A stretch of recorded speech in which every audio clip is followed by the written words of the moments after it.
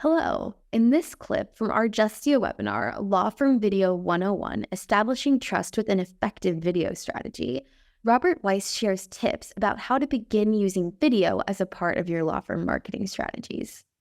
If you want to see more Justia videos on law practice and legal marketing, be sure to subscribe to our channel. So where do we begin with video? Well, you're going to love this. I hope. The first thing to do when you start thinking about video is to forget about video. That's right. Don't think about video. Think about, what is your business strategy? What are you doing? Going back to the content creation slide we had a couple slides before. If you're going to advertise versus doing thought leadership or SEO, you're going to create different types of content. So therefore, when you start thinking about video content, first start thinking about your business strategy and then start to create the right video project for that particular business strategy.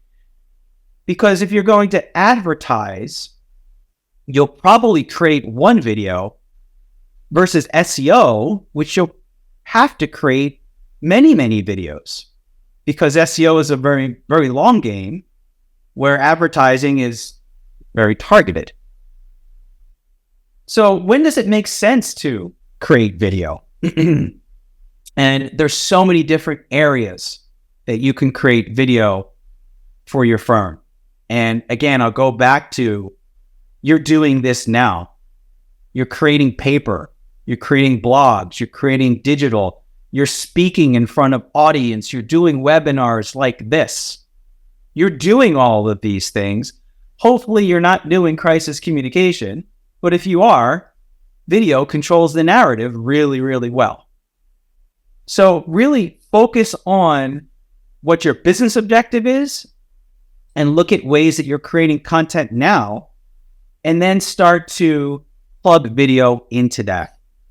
And your long-term goal for video is made up of short-term projects. Remember that wheel that we went through? Here's an example of doing one project and going through that wheel one time.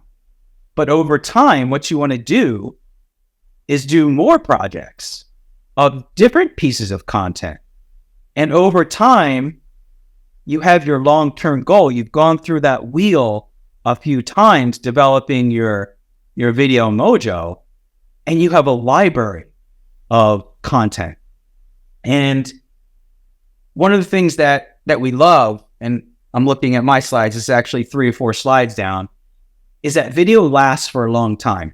So we'll hold off on that. But I want to give you a couple visual examples of other firms that are doing just this.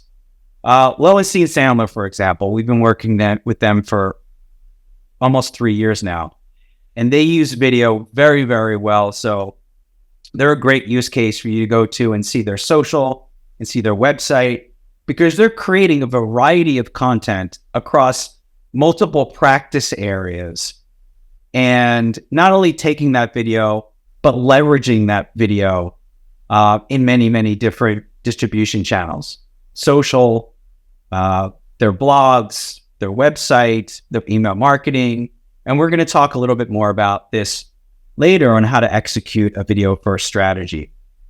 Aiken Gump is another firm that we've been working with for quite a while, mainly focused on thought leadership type of content. But what thought leadership allows you to do is, going back to the video I first showed, is get your partners out in a very personal way and doing it over and over and over again. And finally, Catton. We've done some montage videos for Women's Day, and we've done other types of thought leadership content. Their main distribution channel is through LinkedIn. So here's that slide that I referred to earlier, is that video makes a great investment. So you think about some of the subject matter expert pieces of content you might create. Some of the recruiting videos or firm overview videos. These pieces of content last for a long time. We say 4 years, but some of this probably 5 or 6 years potentially. So if you think about how valuable digital assets are to Google, the value of that just increases while the amortization decreases. And, that makes a great investment. Most law firms are focused on thought leadership. And I thought I would bring this up here because they're doing client alerts, they're doing social media, they're doing blogs, they're doing kind of all these things. And there was this report by LinkedIn and Edelman that talks about how thought leadership content directly engages into professional services purchases. So I just thought I'd throw this up and again say that there's so many areas of opportunity here from the content that you're creating, from these types of thought leadership activities that you're doing right now, to then shift into video content. So we're going to do a little exercise here before we get into the second part of the presentation. So I'd like everybody to get a piece of paper out. I'm going to pull up the chat here so I know that you're doing that. Whoops. Okay. So if you can pull up a piece of paper, I'm going to jump back into the presentation. What I want you to do is write down 5 questions that you get asked all the time in the practice area that you are in. Okay? And we're going to refer to this later. So if I can get a little chat here, say that, yes, I'm doing this, and we're going to give this like 30, 40 seconds. Again, write down the top 5 questions you get asked. And if you're not an attorney, you're on the marketing team or the operations team, pick one of your partners and write down some of the things that they get asked all the time. Why did I have you do this? So there's a concept called batch production. And like the title here says, would you ever bake one cookie? Getting all the flour out and all the mixers and eggs and making a mess and sparking up the oven. You wouldn't do that. You would make a batch of cookies.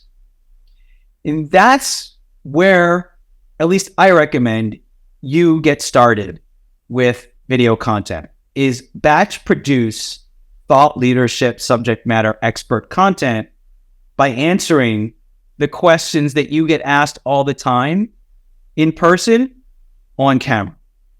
They're relatively easy to do, and you can get a lot of content in one time.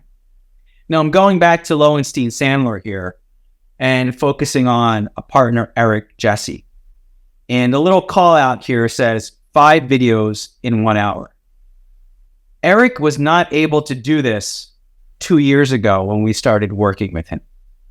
He kind of, dare I say, struggled through the first couple times that we worked with him. But now he can do 5 videos in 1 hour, all topical in terms of myths that he hears, insurance resolutions, 3 tips for negotiating manuscript exclusions. These are all thought leadership types of activities that he has in his industry. And he can do a lot of videos at one time, which makes it efficient for him, cost efficient for his team, and gives his marketing team videos that makes him as a person stand out. So that's why we went through that quick exercise. So let's shift a little bit and get into answering some common questions that come up in, what I get asked all the time. And I bet you guys all want to know this question, right? Can I get a yeehaw? Although I can't hear you. How much is your video going to cost? Well, here's 5 areas that make up all the different factors that go into how I will answer that question. So here's a side-by-side example. 1 location versus 3 locations. Well, that means probably 3 days of work going to all those different locations versus showing up 1 day. Just that variable alone, guess which video is going to cost more? Then we get into all the other things that make up the investment of a video. From the cameras and equipment, the type of cameras, are we using an iPhone, which by the way, are good cameras, to a $20,000 camera with a $30,000 lens and all the lights that support that. Okay? Sometimes you need a production like that. Other times you need just an iPhone. So these are some of the things that are going to affect what makes up the cost of a video. And if you're thinking about video and talking with a professional production company like mine, be open, be honest with them.